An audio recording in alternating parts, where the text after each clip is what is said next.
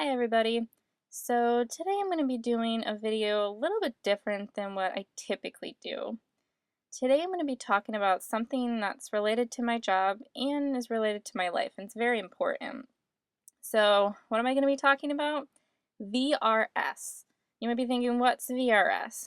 VRS means Video Relay Service, and typically we just call it VRS.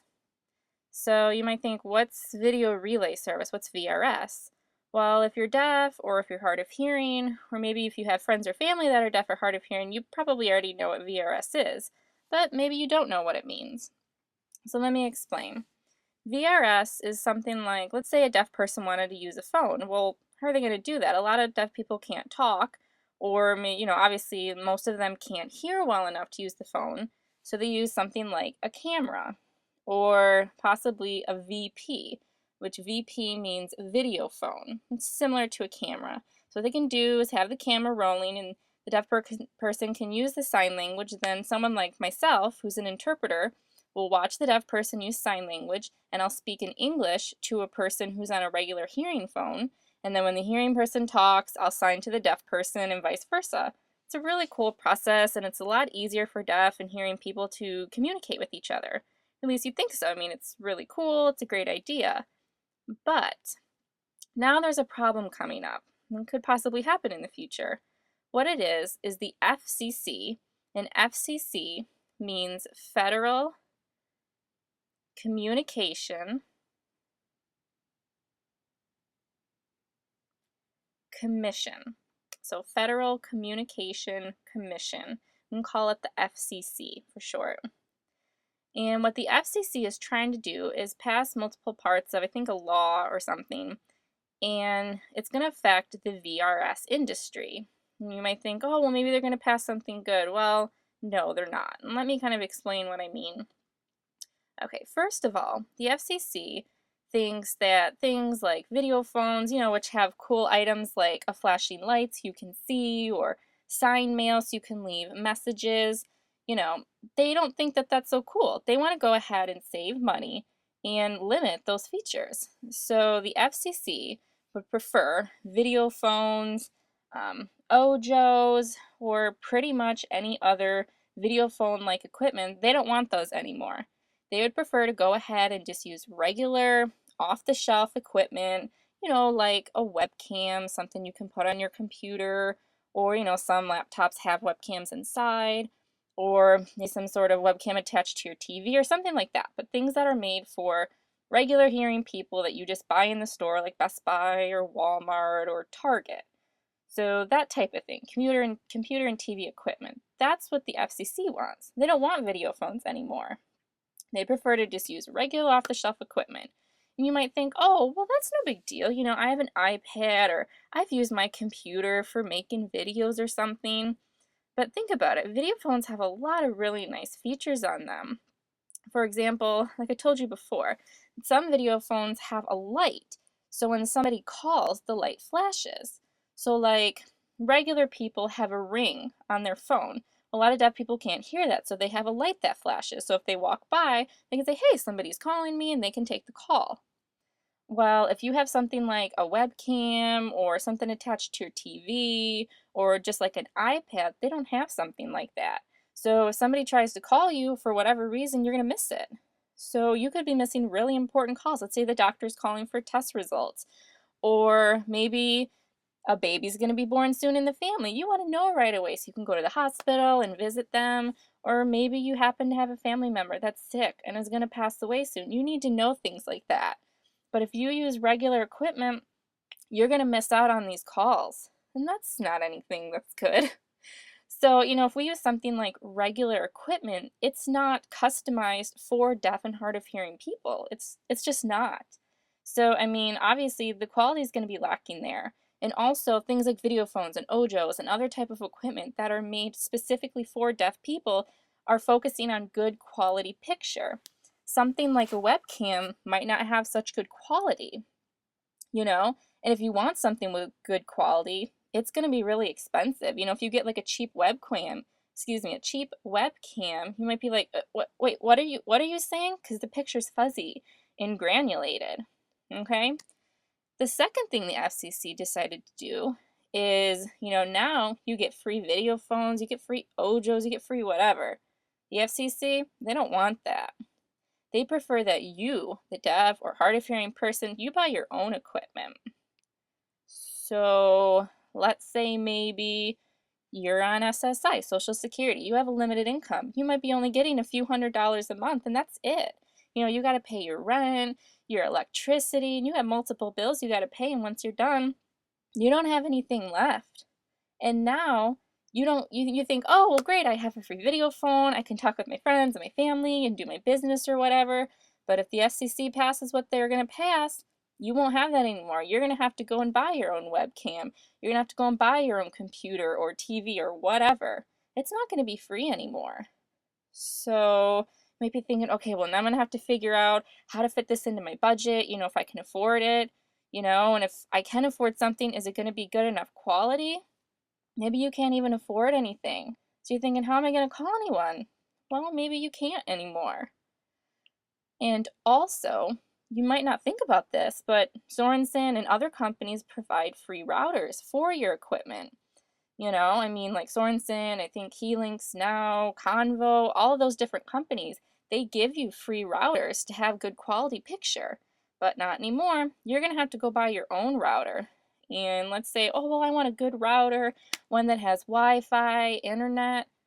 Those can be pretty expensive, and a lot of times people just can't afford it in this bad economy. So pretty much what we're going to be doing is saving up your money, going for months on months without any type of way to call anyone. You can't get a hold of your friends or family. There's really not much you can do about it. You're going to have to take care of yourself now. Also, now before, I had mentioned about some of the features, with the video phones and whatnot. Now, if you have webcams and things, it's quite limited. So again, like I talked about with the light, you're not going to have a flashing light anymore. Now, I know recently Sorensen came out with something called the N-Touch, which is a good equipment to adapt to your TV or computer. You're not going to have that anymore. And also, like for example, Sorensen has sign mail. I know other companies have other ones. And so that way a person can leave a message for you if you're deaf or hard of hearing. Well, you might not have that anymore. So again, let's say, you're waiting for some really important call and you're not at home. Well, first of all, you're going to miss the call. And second of all, if someone wanted to leave you a message, well, they can't. So you're going to have to say, oh, well, I had some missed number who called me, try and call back. They might not know. And it's really frustrating. And it's just very limiting. And there's not much you can do about it. Now, the last thing is really important. And, if you're a deaf or hard of hearing person, you might think, oh, this isn't going to affect me. It's really no big deal. Or maybe you're thinking, oh, I'm a regular hearing person. It's not going to affect me either. But let me explain what I'm talking about. Again, VRS pricing. Now, the FCC pays video relay service companies per minute that people use our service. And obviously, when they pay, each minute, that goes ahead, that pays for the interpreters, it pays for the equipment that the companies give out, it pays for the research for companies to come up with creative new technologies to get better and better service. But the FCC has decided, you know what, I think we're paying VRS companies too much. So they're cutting the prices. And this isn't a good thing. Obviously, myself being an interpreter in the video relay service industry, this could affect me. If my company doesn't get as much money from the government, meaning, I might be getting paid a lot less, I could even be fired. And a lot of people right now are going through that thing. They're losing their job. They can't afford things. You know what? That might affect me, my family. Maybe it might affect your family if you have an interpreter.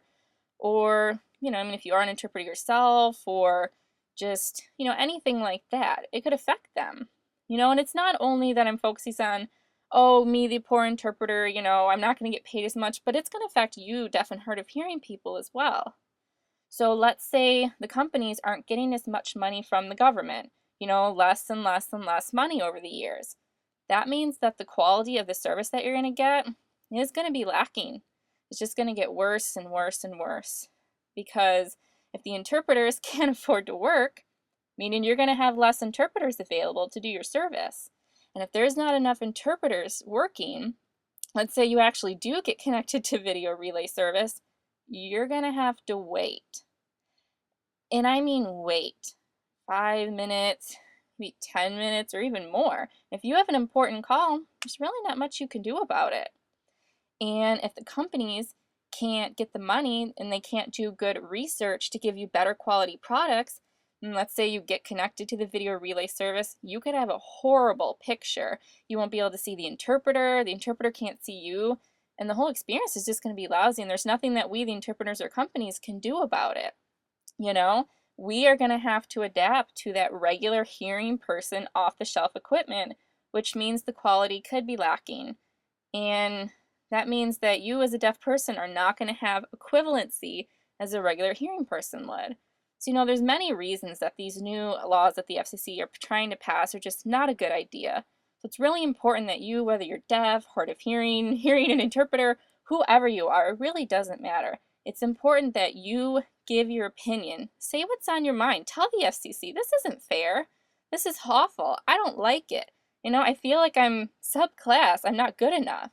Maybe the FCC people don't even know anyone who's deaf or hard of hearing. They may have no idea, and they just don't understand. They don't understand what it's like to be a deaf person and finally get new equality, good equipment. They don't get it. So it's really important that you voice your opinion. Tell them what you think.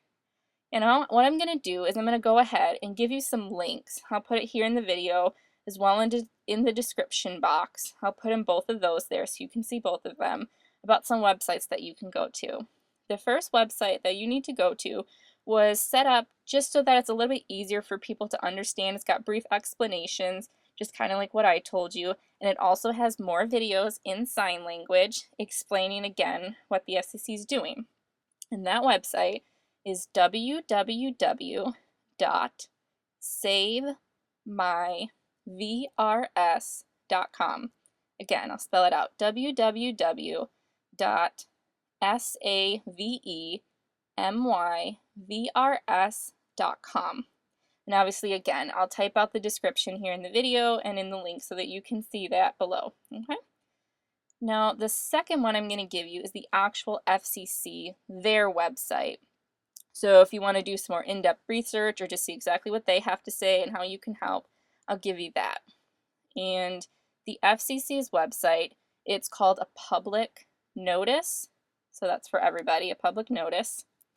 And that website is www.fcc.gov/VRS-reform. Again, I'll include that in the description and also in the video as well so you can see that. Again, it's really important that you go ahead and inform the FCC or your Congress people or just whoever. Inform them how this is going to impact you in your life. Thank you for listening.